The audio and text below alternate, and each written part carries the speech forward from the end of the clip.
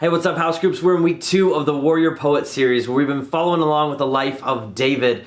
And this week we watched as David went from like the top of the roller coaster where he had killed the giant, became a national hero, became captain of like the king's special forces, and we watched him crash all the way to the bottom of the roller coaster in this moment where King Saul was trying to kill him because he was jealous of him, and David just goes on the run for his life, and he's scared, and he's angry, and he's all alone, and he decides in that moment that the best choice he could possibly make is to lie.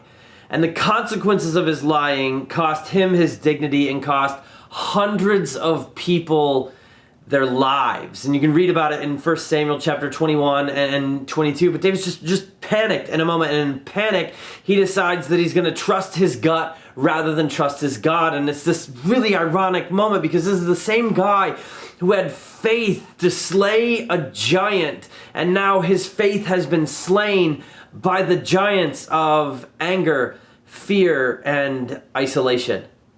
I think feeling angry, feeling afraid, and feeling isolated can cause us, almost like nothing else, to just panic and lose faith in God. Trust our emotions more than we trust the God who's promised us that His way really is the best way forward for us. But when we're panicked, following God feels irrelevant or nonsensical. We just want to trust our gut, which is a ridiculous thing to do. Science has proven over and over and over again that trusting our gut is a bad thing to trust. Like, say you're canoeing and the canoe begins to tip. What does your gut tell you to do? As a human, your gut tells you to grab onto the side of the canoe.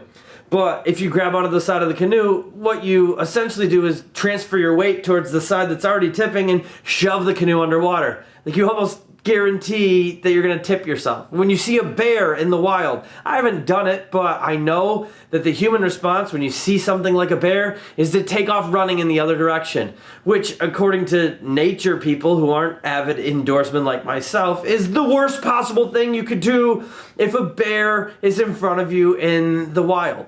If you see a hippo, you want to pet it. It's giant and it looks fluffy, and that's the best possible way to get your hand bitten off on the planet. Like, I think hippos kill more people than lions and tigers in Africa every year. They're dangerous. Like, our guts as human beings are not trustworthy, but when we're scared and when we're isolated and when we're alone, especially in moments in life, and we all have them.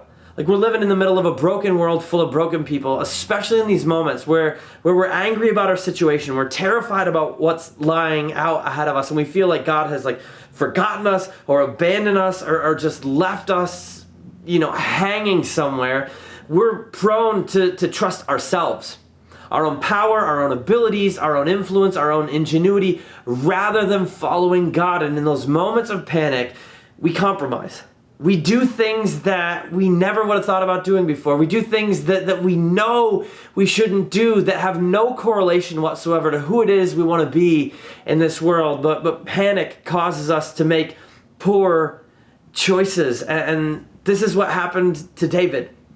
Like, he panicked and he made a bad choice and he lied even though he knew that it wasn't what he should be doing, and he trusted himself rather than God, and it cost a whole lot of people. And David learned an incredible lesson, and it's one I think that all of us need to learn.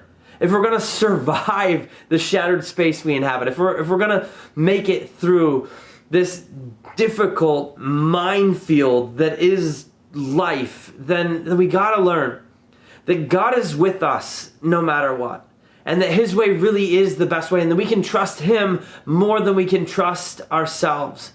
And then in these moments where we feel like we've been abandoned, we haven't. He's a God who loved us enough to step out of eternity into the human story and give His life so that we could be forgiven and set free. And He promises us He's always there. I think the big idea we learned from this chapter of David's story is that if you're feeling forsaken, you're completely mistaken. If you're feeling forsaken, you're completely mistaken. That was the big idea from Sunday, and it's the one that I hope all of us can embrace. Because we're going to have moments where we're tempted to panic, where we're afraid and we're angry and we're feeling all alone, and everything inside of us is going to scream that we should rely on ourselves and compromise our moral compass and just like chase our gut instinct, because God is nowhere to be found, and that's not true. He's there, and I think if we could embrace it, that He is inviting us in, and that He's present with us, even in the deepest, darkest, loneliest moments of our lives, then it will change everything for us when we face difficulty moving forward.